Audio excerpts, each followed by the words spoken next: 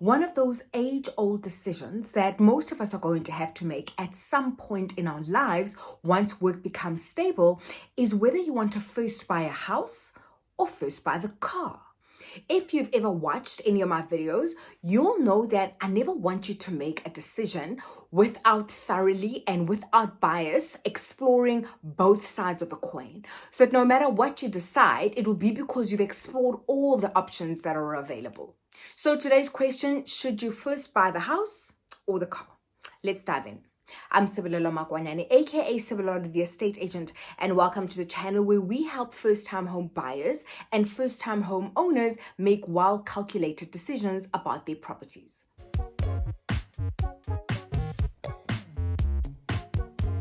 One of the big arguments on this topic is the fact that, a house increases with value over time while the car decreases, and therefore the house should be bought first. Or maybe you assume that I'm going to say that just because it's like, but this lady talks about buying houses, so obviously that's, what she's going to promote.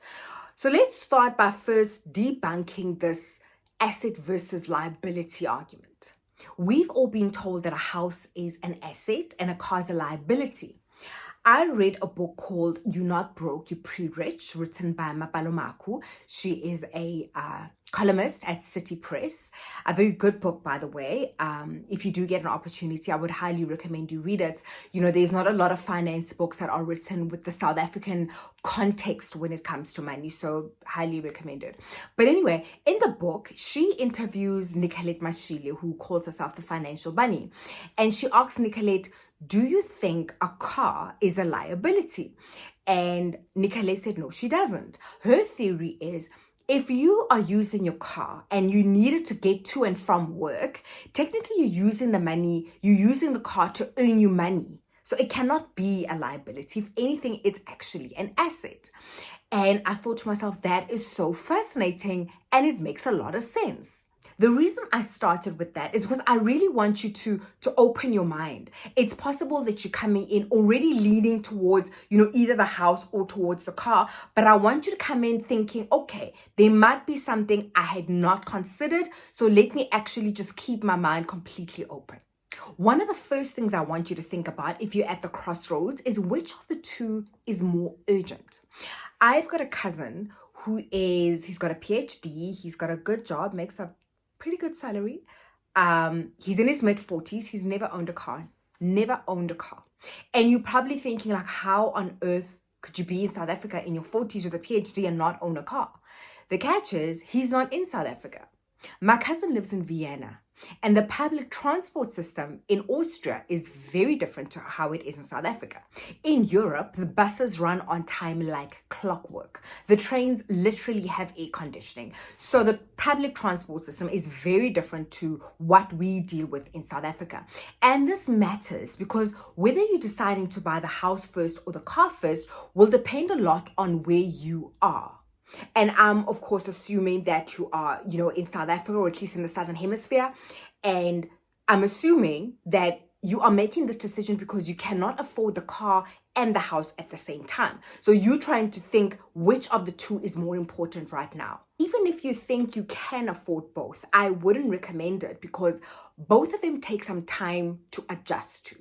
A car is going to come with certain expenses like insurance. You might need service the car if it's not on a motor plan. You'll need an emergency fund there for things like tires.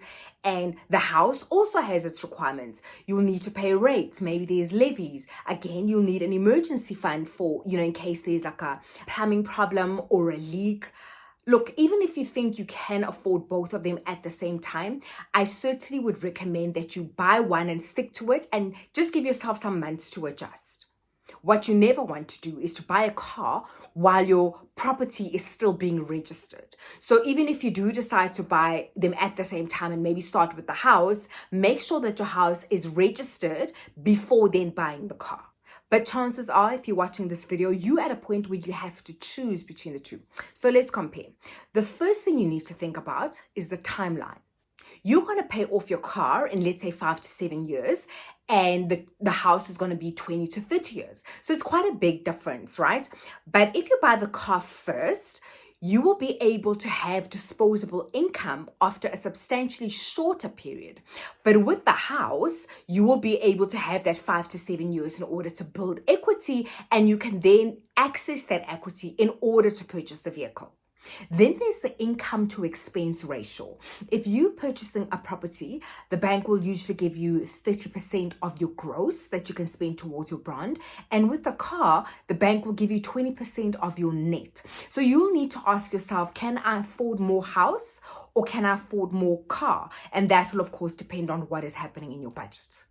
You will also need to ask yourself, which loan is more expensive? So at the moment, the average bond interest rate that the bank gives is about 10.5%, whereas the average for a car loan is about 18%, depending on whether or not the car is new. Then you need to ask yourself, which is more practical right now? In 2014, I started working for a specific company, and their offices were based in, a suburb, which is quite decent suburb, and the house prices around were, reasonably priced. So what I did is I went and I purchased a property about 3 kilometers from work. So then it was just convenient for me to get to and from work. Now at the time, it was a bit later in my life, so I didn't have to choose between the house and the car. But if you are in this position, maybe you want to consider, if you're working in an area where the offices are, a nice place, the houses are reasonably priced, then it might make more sense for you to purchase the home first, and then you can just walk to and from work, right? Or you might have the direct opposite situation where you're sitting in a place where the offices are in a very unsafe area. It's a very dangerous area maybe. Or maybe the offices are positioned in a suburb that is very expensive. In a case like that, it might make more sense for you to buy the car first and then schlep in and out with, getting in and out of town, and then rather purchase the property once you've got the car or you've paid it off, whatever option you decide to go with. Personally, I chose to buy the car first. I'm from Vereeniging and my first job was in Johannesburg, and I must say I generally use my father's car to get in and out of work. But when I did have to use public transport, it would take me 3 taxis and a bus to get to the office. So that's the choice that I decided to go with. There are some people where the very nature of their job will dictate to them which one must go first. So say, for example, somebody works in sales and having a car is a prerequisite to you getting hired. If you want to fulfill your dreams within, whatever sales area you want to pursue, you will have to get the car first. If you are in this position, I would recommend that you just get something very basic, quite entry level, that you can just get the job done. There are, however, times when you are required to have a nice house. Let me tell you what I mean. Being a doctor is one of those occupations that we associate with people that, make decent income. But you rarely ever see a doctor's car. If you do see the doctor's car and the car is very basic or entry level, you are not going to think to yourself, his car affects his capability as a doctor. But there are some jobs where image is extremely important. Let's go back to my cousin in Austria. After getting his PhD, he got quite a good job. So he made an appointment with a certified financial advisor to just sit down and make sure that what he was doing with his money was in line with his goals and his dreams and where he wanted to go, right? So they're sitting there, they have their conversation, the bill comes, and you know how it goes, they both pull out their wallets. And then the financial advisor is like, no, don't worry, I'll take care of the bill. His card is then declined because of insufficient funds. And my cousin is like, no, dude, don't stress. These things happen, don't make a big deal out of it. But when he told me the story, he is like, Sebolelo, that man will never see me again.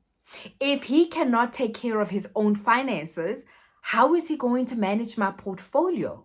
Maybe this poor guy shares his account with his wife and she had just bought something, or maybe he was waiting for a deposit to clear. At the end of the day, that's what happened. My cousin judged him, and chances are very high that you did too.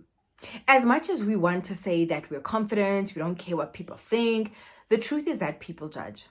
And if you want to be an estate agent in, let's say Stain City or Camps Bay, you are not going to get away with driving a 1994 Corolla with the bumper hanging off that only has one wheel cap. Not that there's anything wrong with the car, not that it's a sign of your competence. It's just that unlike the doctor whose car we never see, as an estate agent, when you go to see a client, you almost guarantee that the client is going to see your car. And like we just established, people judge. So what I'm saying is there are times when having a decent car is a requirement. But that's obviously, of course, if people see your car, right? Don't lie to yourself as an excuse to go buy yourself a luxury German vehicle. There are times, of course, when the direct opposite is true, where the person is almost forced to buy a property first. I've got a client who desperately wanted to get out of the house. I think his parents had passed away. There was all kinds of drama about who was supposed to live in the family home. There were conversations about the fact that he needs to get out. There was, potential eviction. It was all a massive, massive mess. And he just wanted to get out and start his life afresh. In a case like that, buying a car first makes absolutely no sense because he'll be able to drive home, but then he'll get there and be miserable and frustrated. I know that it appears at the moment as though most people generally buy their cars before buying their homes, but I do believe that is slowly changing. And I mean, if I look at, what things were like when I first bought my car compared to how things are progressing now, things are definitely moving in different directions. I got my license when I was 18 years old. I have a 20-year-old niece and she does not have a license. She keeps saying, yeah, she'll go, yeah, she'll go, yeah, she'll go. But the thing is, she doesn't really need a license. She's at res in the Western Cape. And when she does come home, she just kind of like Ubers around from here to there. So in a case like that, I wouldn't be surprised if she bought her house before the car because unlike me, she's not under pressure when it comes to transport. So if you are considering buying the car first, you must ask yourself, do I really need this car? If you're one of those people who works relatively close to work and getting to and from work is not an inconvenience, then it does make sense for you to purchase your property first. Or maybe you're just somebody who's got access to a lot of public transport. Take Kasi, for example, where there's constantly a flow of public transport. So if you don't mind using taxis and buses, there's nothing wrong with you purchasing your property first. If having a car is a requirement for your job, or maybe it just makes your work life easier, then go ahead and get the car first. Whichever of the two you settle on, just remember that it's only temporary. If you manage your finances correctly, it's very probable that at some point in the future, you will be able to own a car as well as a house. If you do decide to buy the home first, all of the extra money that you pay towards your bond can be accessed through financing in order to buy a car. So here's all you need to know about refinancing. I'll catch you in the next video.